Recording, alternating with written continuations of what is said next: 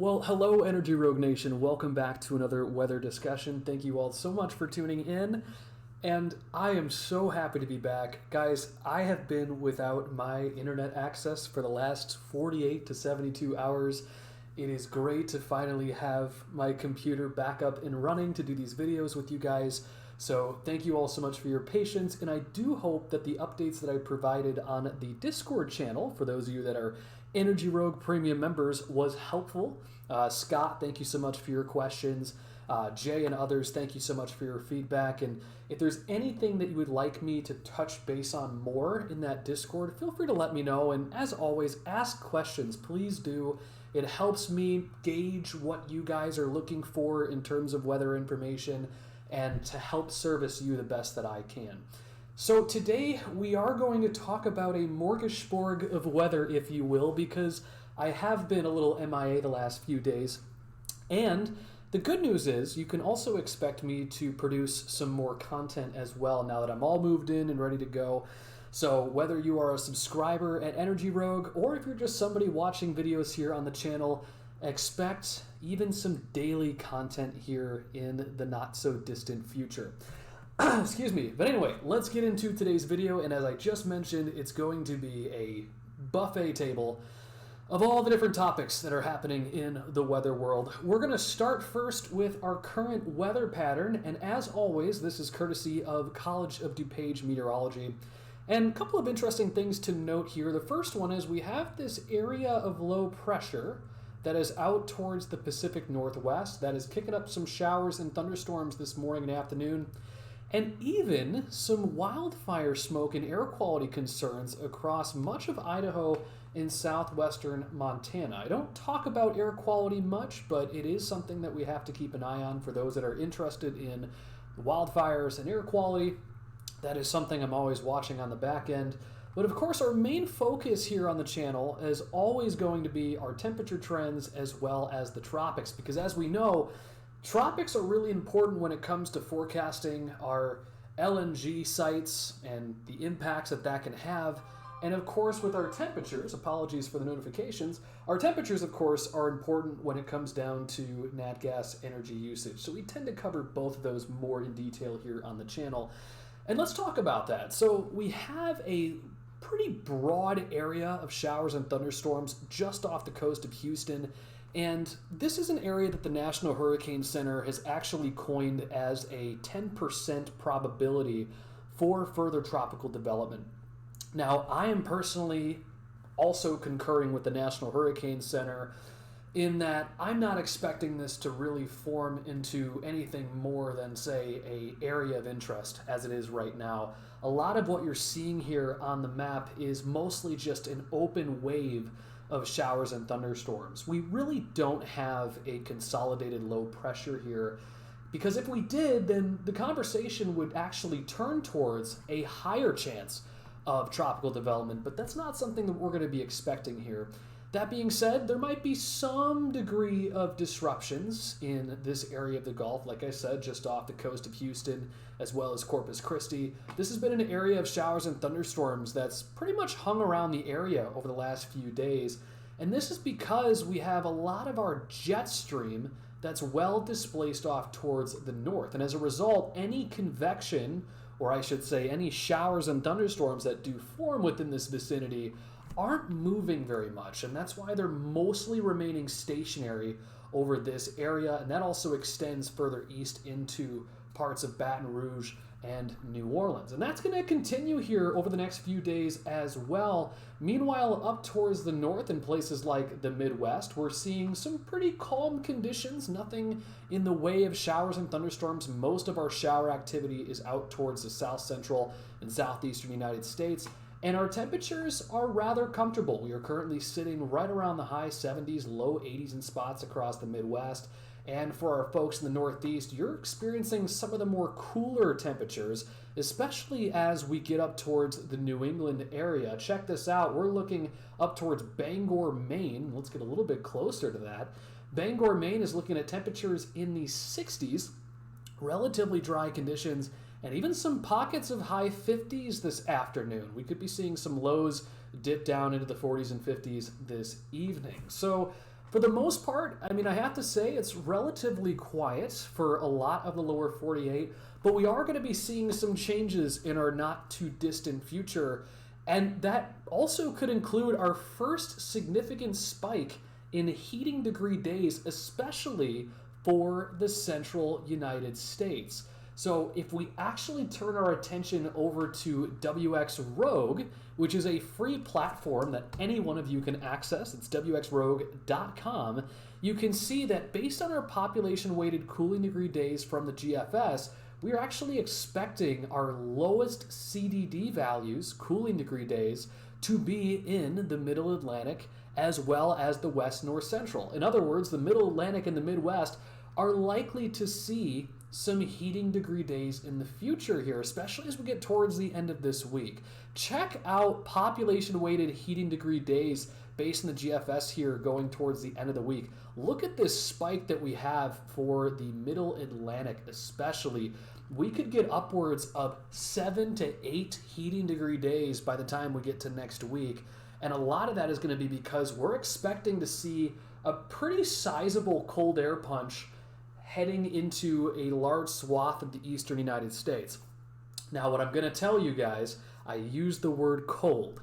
I should really say cool-ish, right? We're not going to be seeing, 20 to 30 below wind chills. It's very early for that, but we are going to be seeing some cooler than normal temperatures for a large swath of the United States. And that, of course, is validated here by NOAA. Check out the 6 to 10 day temperature outlook. This is showing some pretty high probabilities of cooler than normal temperatures for the mid-Atlantic as well as the northeast and parts of New England. That also is true for the central United States. Very short-term cooling pattern that's going to take shape. But if we look a little bit further, and I'm foreshadowing our forecast here, but the 8 to 14 temperature outlook as well as the end of the month is still looking rather above normal for our temperatures across much of the United States, with the exception being the southeastern United States, which remains to be seen. That's a pretty low probability of that taking shape. But weeks 3 to 4, we're seeing above normal temperatures for a large swath of the United States. So like we talked about on the live stream that I did with Brian and Bill a couple weeks back on the Energy Rogue YouTube channel, we're expecting to see a pretty mild / above normal fall. And that's going to kick off September, this trend of continuation of above normal temperatures for a lot of the United States. So don't let this cool air fool you. It is likely not going to be sticking around very long. However, this could of course be a precursor to what we see by the time we get to December, January, and February. More on that here in a little while. Let's now head on over to our current models for the temperature trends, just to show you exactly what we can see on the visual side. I just showed you a bunch of charts that you can access for free, but I want to also show you the map visualization of what we can expect with our temperature. So let's head on over to the GFS and we'll look at our temperature anomalies. And let's just go ahead and head over to temps. And as you can see, right, we have a pretty sizable warming pattern that takes place across the central United States, and that's going to be out ahead of a warm front. Remember that low pressure we talked about up towards the Pacific Northwest? That is expected to move east, and as it does so, it's going to bring with it a warm front as well as a cold front. So we will see that temporary warming for the central United States. Could even see some temperatures get up into the high 80s, maybe even low 90s in some spots in the Midwest and the lower Great Lakes. But that, of course, comes with a cold front, and as it does so, take a look at the GFS output. We could be seeing morning lows in some spots of the central United States, anywhere between 45 to 51 degrees.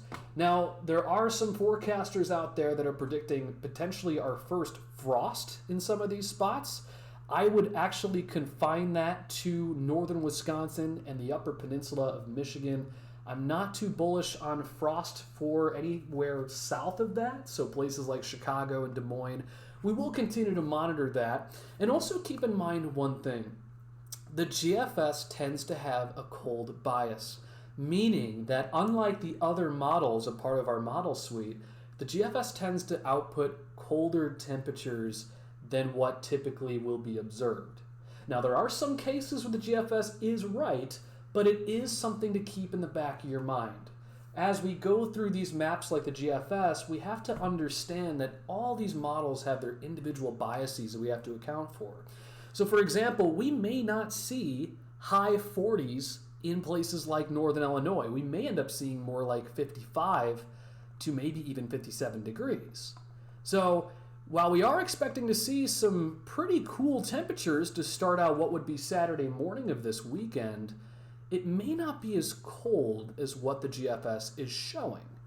The reality is we may see temperatures a little bit warmer than this. Either way, the important thing to take away from this discussion, at least as we go into this weekend, is that we will see some of our coolest temperatures of the morning since what would have been this past winter, January and February. So definitely something to keep in mind, and that's why we're seeing a little bit of a spike in our heating degree days in the central as well as the mid-Atlantic. If we play this a little bit forward as we get towards Sunday and into Monday, that's where these cooler temperatures kick in, especially along the central Appalachians, out towards Roanoke, and even West Virginia and Charleston. We could be seeing some of our coolest temperatures there, and of course, factoring in higher elevation, we could even see some frosty conditions up at some of those higher points within the Appalachians. But then look what happens as we get to early next week. Once again, the heat builds across the Central Plains. GFS is outputting, in this case, anywhere between, say, 90 degrees to 100 degrees Fahrenheit. So this is very warm as we head into next week, and this is something that continues over time. So, ladies and gentlemen, we are not done with the heat whatsoever, and that's why, as we kicked off our conversation today, the NOAA, the Climate Prediction Center, has outputted a higher probability of above normal temperatures throughout the month of September, and that is likely to continue even into October. So we are certainly not done with the heat, and it is definitely not winter yet. We still have a long way to go before we can truly begin talking about our winter season.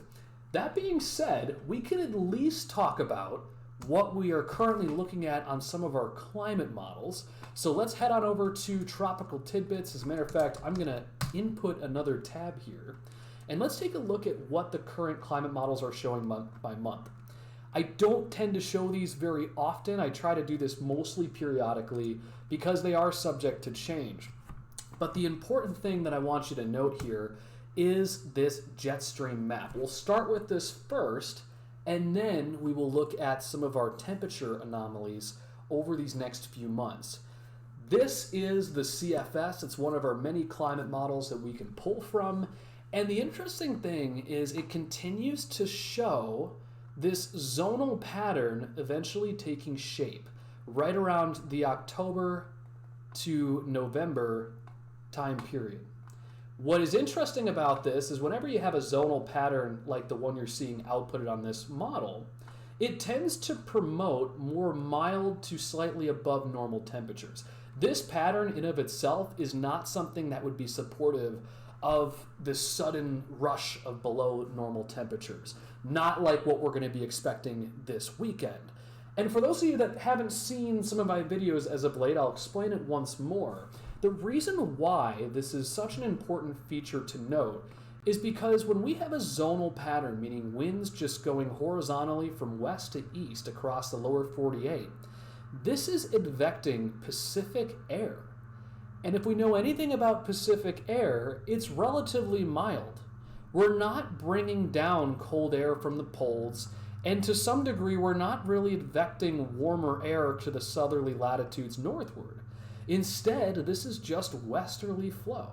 So, if we were to look at some of our temperature anomalies here in a moment, keep that in the back of your mind, as we're likely to see these above normal temperatures across much of the United States. We're going to see if I'm right here in just a second. Let's continue on though with this same product. We're looking here at October 2024. This is still our jet stream map. If we go to November, this is where we begin to see some troughing take place. These cooler colors that you see here are notating below normal temperatures across the United States, the Northeast and New England. And that's because, as I just mentioned, now we're beginning to see more of that cooler air being advected southward into the Northeast and New England. So in that case, you would expect to see more of those below normal temperatures for that part of the country. And then December, January, both are showing more of that cold air advection taking place with our jet flow. So vastly different as we get towards winter, and a lot of this is because we are forecasting for a pretty decent La Nina to kick off the first half and even extend into the second half of winter. And if we know anything about La Nina climate patterns, they do tend to favor colder than normal temperatures, especially for the northern half of the United States, with a continuation of above normal to slightly above normal temperatures for the southern United States. So something to watch there. And as I advertise, let's head on over to our temperature anomalies, and we will look at our 2-meter temperatures. So taking a look here at October, no surprise, right? We were exactly right. A large swath of the United States would likely see above normal temperatures during the month of October. That has been a trend that we've continued to see, and I am expecting that to take shape. Pretty high confidence, to say the least, because of the fact that our models have been very consistent with that zonal jet pattern taking shape, and also because we are in this transitional pattern from an enso neutral to more of a La Nina. When that takes shape, you sometimes have these zonal patterns formulate as we transition to a different pattern. So I am very bullish on this. I am not expecting much in the way of below normal temperatures periodically throughout the month of October, and even towards November. I'm expecting some of those below normal temperatures to show up as we get into November, but I would be expecting these to be mostly in the second half of November, early December. I'm not really seeing this show up in the beginning of November, although I could be mistaken. We'll update you accordingly. I'm more so looking at those below normal temperatures showing up towards the second half of November and early December during that span. So we will keep you posted. I will show you actually real quickly the canned SIPs just as another solution. And the canned SIPs model is a little bit more on the warm side longer. So as we go towards November, December, still being above normal with our temperatures, with more of the cooler air setting in around January, February. If I was to take all of these climate solutions into account, my forecast is actually for an earlier start to winter in contrast to what we had last year. Last year I was forecasting for a second half of winter to show up, a tale of two halves, if you will.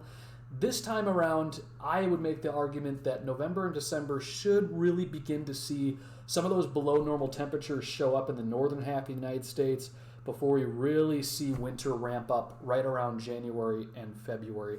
And that is my personal forecast. Of course, as we know with weather, these things are subject to change, but as far as my forecast is concerned long term, nothing much has really changed. I'm still staying pretty consistent on the above normal temperature forecast for much of this fall. And then by the time we get to late November, early December is where I expect things to begin to change, get a little bit more of an earlier start to winter than what we've seen the last couple of years, and then really see things ramp up by the time we get to December and January, February, second half of winter too. So, Scott, you had asked in the Discord earlier on yesterday about the cold fronts, right? How that is going to impact things in terms of temperature, but also to a degree with the tropics. I hope I answered your question. If I did not, feel free to respond back to me in the Discord, and I can give a little bit more of an elaboration, and I'll even make you a separate video if need be. But hopefully this temperature discussion, as well as the outline that I provided in the Discord, answered that correctly. I will deviate for a second and show you, Scott, what exactly I'm talking about. So if I was to go back to the GFS, and if we were to look at that same chart that we started out with our 500 millibar jet, so if we look here at 500 millibar jet anomaly, so this cooler air is denoted by this low pressure that is up towards Ontario and Quebec, right? So you kind of have this elongated cold front that would extend all the way south into the Red River Valley and then much of Texas. So one of the questions you had asked is, not a lot of the forecasters are really talking about this cold front, how it's going to impact, say, the tropics, for example. The reason for that is because we don't even have a tropical storm yet.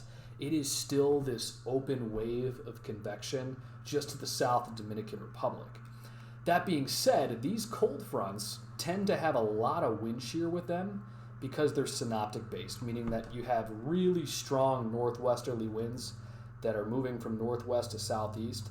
And as a result, when that cold front interacts with any tropical system that exists in the Gulf, it's going to either shunt its development and or shift it and steer it off to a different point. So this cold front is expected to arrive at some point this weekend, probably right around the Sunday to even Monday timeframe. And the tropical wave, which we'll talk about here in a moment, that's not expected to really ramp up until somewhere around the 12th and the 14th. So that would actually take us into the middle of next week. So that's probably why, Scott, they're not talking about it much, because it'd be a little bit too far ahead of itself to have those discussions with people.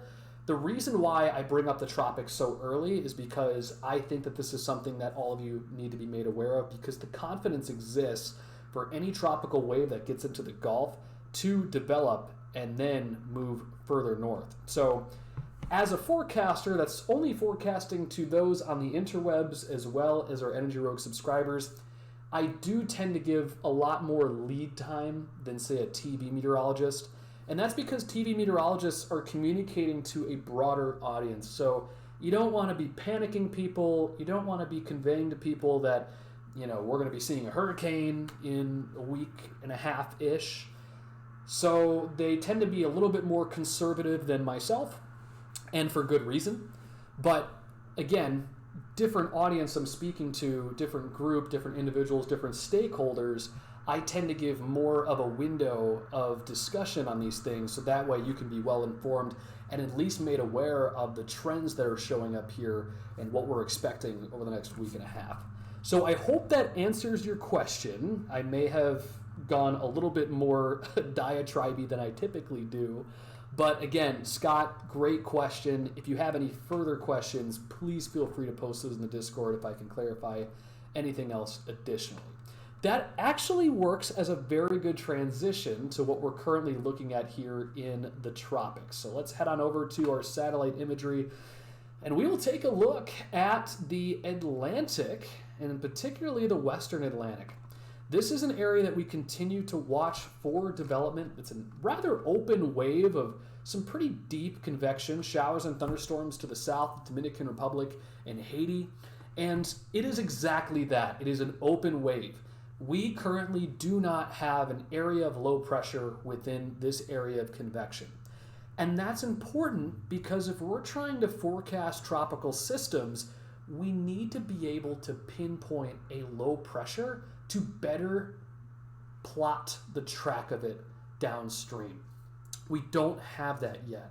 But the important thing to note is that we have seen some pretty consistent development across areas of the actually far western Lesser Antilles and in the area that I marked here in black.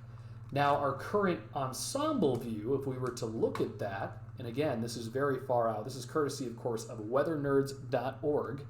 You can see here on our loop, if I go ahead and loop this here, you will notice that we don't see any low pressure form until what would be this Thursday. So that's also remained consistent.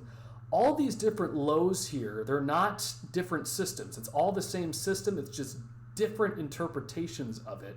But if you notice here, let's actually go back a little bit. So if you head on back, you notice that we see a low form right around Thursday and Friday out of that open wave of convection that we just showed.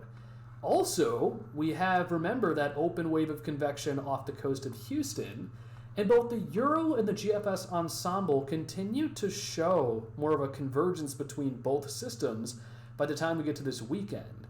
And at that point, it pretty much stalls out right in the bowl of the Yucatan. And then at that point, it's pretty much anybody's guess. But the interesting thing is that there's several solutions that actually do pick it up and that eventually force it north into anywhere between, say, east of Houston and Louisiana, Alabama, Mississippi. Now, as I talked about in my voice message in the Discord the other day, don't get hung up on this last frame. This is going to change. We don't have a low pressure that has formed yet. The important reason as to why I'm showing you this is to show you that there's very high confidence in development taking shape somewhere within the Caribbean and the Yucatan by the time we get to this weekend. Beyond that point, we really don't know where that system is going to go. It could be anywhere between Galveston and the Panhandle of Florida. I mean, that's how wide of a range we're talking about. Once we get to this weekend, of course, we will be able to get and gather more information. But again, I have very high confidence at this point that we will likely see a tropical system develop in the Gulf of Mexico by the time we get to this weekend into early next week. So you're going to want to stay tuned. I will be providing daily updates, particularly on this tropical system. This would be the first tropical storm that we have seen in the Gulf since Hurricane Beryl way back in July. So this would be certainly the Gulf waking back up again after what was a pretty much 2-3 month hiatus over this period of time. So thank you all so much for tuning in. This was a very impromptu video. Appreciate your patience and for you all following along. If you have any questions on anything we talked about in today's weather discussion, feel free to post those questions down in the comments section of the YouTube channel. Be sure to like and subscribe, share with family and friends. And also, if you're not an Energy Rogue subscriber, feel free to check us out, energyrogue.com. And you can also feel free to check out wxrogue.com for the latest cooling degree day and heating degree day output and information. Listen, thank you all so much for tuning in. I hope you have a great rest of your day. We will be back here tomorrow with another weather discussion. Take care.